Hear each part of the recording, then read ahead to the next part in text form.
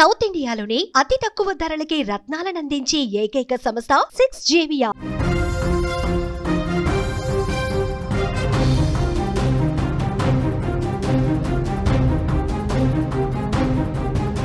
వికారాబాద్ జిల్లాలో దారుణ ఘటన జరిగింది. భర్తను దారుణంగా భార్య చంపేసింది. మద్యం అలవాటుతో భర్త వేధింపులు ఎక్కువయ్యాయంటోంది. కోపంతో భర్త కళ్ళల్లో కారం కొట్టి భార్య చీరతో గొంతు బిగించేసి చంపేసింది. భార్యను ప్రస్తుతం పోలీసులు అదుపులోకి తీసుకున్నారు. ఇటీవల కాలంలో భార్యలు తమ భర్తల మీద ఈ విధంగా ప్రతీకారం తీసుకుంటా ఉన్నారు. భర్త వేధింపులు భరించలేని భార్యలు ఒక్కోసారి కఠినమైన నిర్ణయాలు తీసుకుని కట్టుకున్న వాళ్ళ ప్రాణాలే తీస్తున్నారు. కుటుంబ కలహాలు, ఆర్థిక సమస్యలు, మద్యం అలవాట్లు, ఇలా అనేక కారణాలు ఈ దారుణాలకు దారితీస్తున్నాయి. ఇలాంటి దారుణానికి ఉదాహరణే వికారాబాద్ జిల్లాలో జరిగిన తాజా ఘటన. వికారాబాద్ జిల్లా మోమిన్పేట్ మండలం కేసారం గ్రామంలో జరిగిన ఒక దారుణం రాష్ట్ర వ్యాప్తంగా సంచలనమైంది. కుటుంబ కలహాలు, భర్త వేధింపులు భరించలేక ఒక భార్య తన భర్తను చంపేసింది. ఈ ఘటనతో మండలం మొత్తం కూడా ఒక్కసారిగా ఉలిక్కిపాటికి గురైంది. ఇక బంట్వారం మండలం రొంపల్లి గ్రామానికి చెందిన 37 ఏళ్ల కురుబ కుమార్, 34 ఏళ్ల రేణుక భార్యాభర్తలు. కేసారం గ్రామంలోని ఒక వెంచర్లో కూలీలుగా వీళ్ళు పనిచేస్తూ ఉన్నారు. ఇద్దరు కుమారులు కూడా ఉన్నారు వీళ్ళకి. కుమార్ గత కొంతకాలంగా మద్యం అలవాటుకి బానిసైపోయాడు. రోజు మద్యం తాగి ఇంటికి వచ్చి భార్య రేణుకను తీవ్రంగా వేధించేవాడు. రేణుకను తిడుతూ మానసికంగా, శారీరకంగా హింసలకు గురి చేసేవాడు. భర్త వేధింపులు ఎక్కువైపోయాయి. భర్త వేధింపులు, తిట్లు భరించలేక రేణుక తీవ్ర మనస్తాపానికి గురైపోయినటువంటి పరిస్థితి. నిన్న కూడా కుమార్ మద్యం మత్తులో ఇంటికి వచ్చాడు. ఎప్పట్లాగే రేణుకను తిట్టడం ప్రారంభించాడు. చంపేస్తా అని బెదిరించాడు. భర్త వేధింపులు భరించలేకపోయిన రేణుకలో కోపం కట్టలు దించుకుంది. రేణుక ఏమాత్రం ఆలోచన చేయకుండా భర్తపైకి దాడికి దిగింది. అతడి కళ్ళలో కారం కొట్టేసింది. కళ్ళలో కారం పట్టడంతో కుమార్ కేకలు వేశాడు. ఈలోపు కుమార్ ఏమీ చేయలేని స్థితికి చేరుకున్నాడు. అదే సమయంలో రేణుక పక్కనే ఉన్న ఒక చీర తీసుకుని భర్త కుమార్ గొంతుకి గట్టిగా బిగించి లాగిపట్టి, అలాగే గట్టిగా గుంజటంతో చీర గట్టిగా గొంతుకి బిగుసుకుపోవడంతో ఊపిరాడక గింజుకున్నాడు. కాసేపటికి అతను ప్రాణాలు కోల్పోయాడు.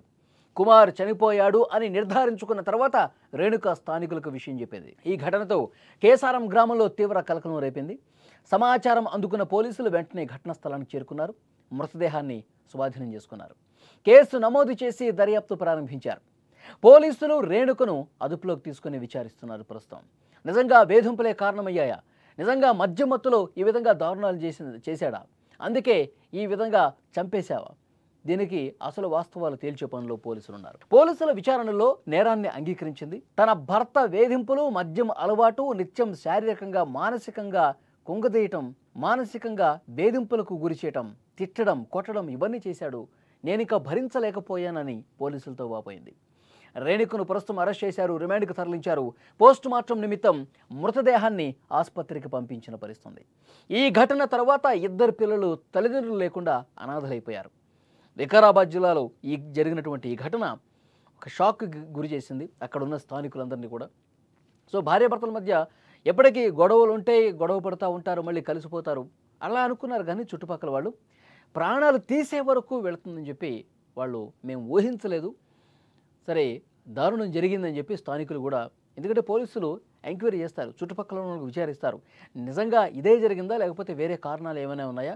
వీళ్ళ బిహేవియర్ ఏ విధంగా ఉండేది? గత కొంతకాలంగా వీళ్ళ మధ్య ఎలాంటి గొడవలు జరుగుతున్నాయి, మనస్పర్ధలు ఉన్నాయి, వీటన్నిటిని కూడా పోలీసులు ఇన్వెస్టిగేట్ చేస్తున్నటువంటి పరిస్థితి ఉంది.